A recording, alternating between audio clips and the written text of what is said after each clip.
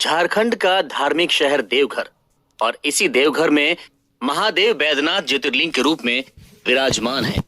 भगवान शिव के 12 ज्योतिर्लिंग में बाबा बैद्यनाथ खास महत्व रखते हैं और ये जगह एक ऐसी सिद्ध पीठ है जहां पर मांगी गई मनोकामना कभी खाली नहीं जाती है। बाबा के दरबार में जो भी भक्त सच्चे मन से प्रार्थना करता है उसकी सभी इच्छाएं पूरी होती है। देवघर में ज्योतिर्लिंग के साथ ही ये जगह मां सती के 51 शक्तिपीठों में से एक है।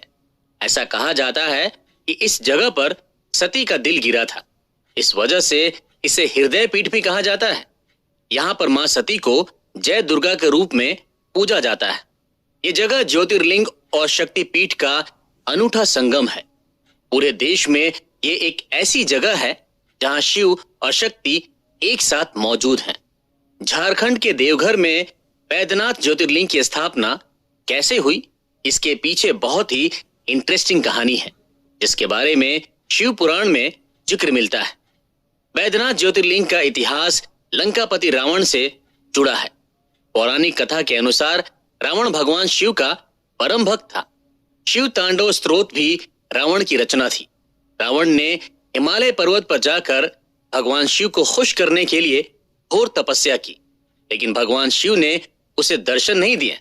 तब रावण ने अपने सिर काट कर शिवलिंग पर चढ़ाना शुरू कर दिया। एक एक करके उसने अपने 9 सिर भगवान शिव को समर्पित कर दिए, लेकिन रावण जैसे ही 10वां सिर काटने वाला था उससे पहले ही देवाधिदेव महादेव प्रकट हो गए। भगवान शिव ने खुश होकर रावण को उनके 9 सिर वापस लौटा दिए और उसे वरदान मांगने के लिए कहा। रावण ने कहा कि वो कामना लिंग के रूप में उसके साथ लंका चले। वो उन्हें लंका ले जाकर वहां पर शिवलिंग की स्थापना करेगा ताकि वो हमेशा अजय रहे, यानी कि उसे कभी कोई हरा ना सके। भगवान शिव ने रावण की इच्छा को मान लिया। उन्होंने कहा कि वो रावण के साथ शिवलिंग के रूप में चलने के लिए तैयार हैं, लेकिन रावण को उनकी एक शर्त माननी पड़ेगी। भगवान शिव ने रावण को कहा कि अगर उसने शिवलिंग को कहीं भी जमीन पर रख दिया तो वो शिवलिंग हमेशा के लिए वहीं पर स्थापित हो जाएगा और शिवलिंग को दोबारा उठाया नहीं जा सकेगा। रावण इस बात के लिए तैयार हो गया और कामना लिंग को अपने हाथों में उठाकर लंका के लिए रवाना हो गया। लेकिन इधर देवताओं में इस बात को लेकर हाहाकार मच गया कि भगवान शिव कैलाश पर्वत छोड़कर जा रहे हैं। उधर रावण शिवलिंग को हाथ में उठाए लगातार आगे बढ़ रहा था। ऐसा कहा जाता है कि अचानक रास्ते में उसे लघु शंका आई, लेकिन वो शिवलिंग को जमीन पर नहीं रख सकता था। तभी उसने सामने से एक गवाली को आते देखा जिसका नाम बैजू था। रावण ने शिवलिंग को उस गवाले को पकड़ा दिया और कहा कि वो इसे जमीन पर ना रखे, लेकिन जब रावण फ्रेश होने गया तो उसे काफी देर हो गई। बैजू ग्वाला इतनी देर तक अपने हाथ में शिवलिंग को पकड़े खड़ा नहीं रह सका और उसने शिवलिंग को जमीन पर रख दिया। ग्वाले ने जैसे ही शिवलिंग को जमीन पर रखा वो वहीं पर स्थापित हो गया। जब रावण वापस लौटा तो उसने उस शिवलिंग को उठाने की बहुत कोशिश की, लेकिन वो शिवलिंग को उठा नहीं पाया। थक हार कर रावण वहां से शिवलिंग को यूं ही छोड़कर चला गया। उसके बाद भगवान विष्णु और ब्रह्मा जी समेत सभी देवी देवताओं ने उस शिवलिंग की पूजा की और उसकी स्थापना की।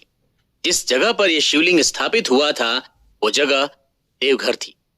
बैजू नाम के ग्वाले ने इसे जमीन पर स्थापित किया था, इसीलिए इसे बैद्यनाथ ज्योतिर्लिंग के रूप में पहचान मिली। रावण कामना लिंग के रूप में शिवलिंग को श्रीलंका ले जा रहा था, इसीलिए इसे कामना लिंग के रूप में भी जाना जाता है। त्रेता युग से लेकर आज तक बैद्यनाथ ज्योतिर्लिंग भक्तों के लिए बहुत ही खास है। खासकर सावन के महीने में बाबा बैद्यनाथ धाम में तीर्थयात्रियों की खासी भीड़ रहती है। इस दौरान हजारों लाखों श्रद्धालु सुल्तानगंज से पवित्र गंगा जल लेकर करीब 100 किलोमीटर तक पैदल ही बाबा बैजनाथ धाम पहुंचते हैं और वहां जाकर जल चढ़ाते हैं। बैद्यनाथ धाम में मुख्य मंदिर करीब 72 फीट ऊंचा है। इस मंदिर के गर्भगृह में बाबा बैद्यनाथ ज्योतिर्लिंग है, जहां पर भक्त जल अभिषेक और रुद्र अभिषेक समेत भगवान शिव की पूजा करते हैं। मुख्य मंदिर के पास ही मां पार्वती का मंदिर है। मां पार्वती और बैद्यनाथ ज्योतिर्लिंग के शिखर को कलावा से बांध कर रखा गया है, जिसे शिव और शक्ति का गठजोड़ यानी गठबंधन कहा जाता है। ये ट्रेडिशन यहाँ पर सालों से चला आ रहा है। ऐसी मान्यता है कि नया शादीशुदा जोड़ा अगर यहाँ पर कलावा बांधता है तो उनका रिश्ता शिव और शक्ति की तरह मजबूत बना रहता है। बैद्यनाथ का मंदिर परिसर बहुत बड़ा है, जिसमें करीब 22 मंदिर हैं, जहां पर कई देवी देवता की पूजा होती है। बाबा बैद्यनाथ धाम के दरवाजे सुबह 4 बजे अपने भक्तों के लिए खुल जाते हैं। 4 बजे से लेकर 5:30 बजे तक मंदिर के पुजारी अभिषेक और पूजा करते हैं। मंदिर के कपाट दोपहर 3 बजे तक खुले रहते हैं। शाम में बाबा बैद्यनाथ का विशेष श्रृंगार होता है और रात को आरती के बाद 9 बजे दरवाजे बंद कर दिए जाते हैं। बाबा बैद्यनाथ धाम में प्रसाद के रूप में पेड़े चढ़ाए जाते हैं। भारत में जितने भी शिव मंदिर और ज्योतिर्लिंग है, वहां मंदिर के शिखर पर ध्वजा के साथ साथ त्रिशूल भी लगा होता है।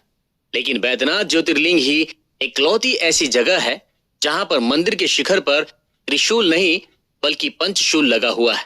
ये पंचशूल बैद्यनाथ धाम का सुरक्षा कवच भी है। इस पंचशूल को पंच तत्व धरती, जल, आकाश, हवा और अग्नि का रूप माना जाता है। ऐसा माना जाता है कि इस पंचशूल की वजह से ये मंदिर हजारों सालों से सुरक्षित है। हर साल शिवरात्रि के 2 दिन पहले पंचशूल को शिखर से उतारा जाता है और भक्तों के दर्शन के लिए रखा जाता है। पंचशूल के दर्शन करने के लिए हजारों लोगों की भीड़ उमड़ती है। महाशिवरात्रि के दिन पूजा के बाद पंचशूल को फिर से शिखर पर लगा दिया जाता है। इसे लगाने और उतारने का अधिकार पीढ़ी दर पीढ़ी एक ही परिवार, स्थानीय परिवार को है। कहते हैं कि जिस किसी भी इंसान की शादी नहीं हो रही हो या फिर उनके बच्चे नहीं हैं, वो बैद्यनाथ धाम में बाबा भोलेनाथ का सच्चे मन से अभिषेक करते हैं, उनकी सारी मनोकामनाएं पूरी होती है। बैद्यनाथ ज्योतिर्लिंग की कहानी लंकापति रावण से जुड़ी थी।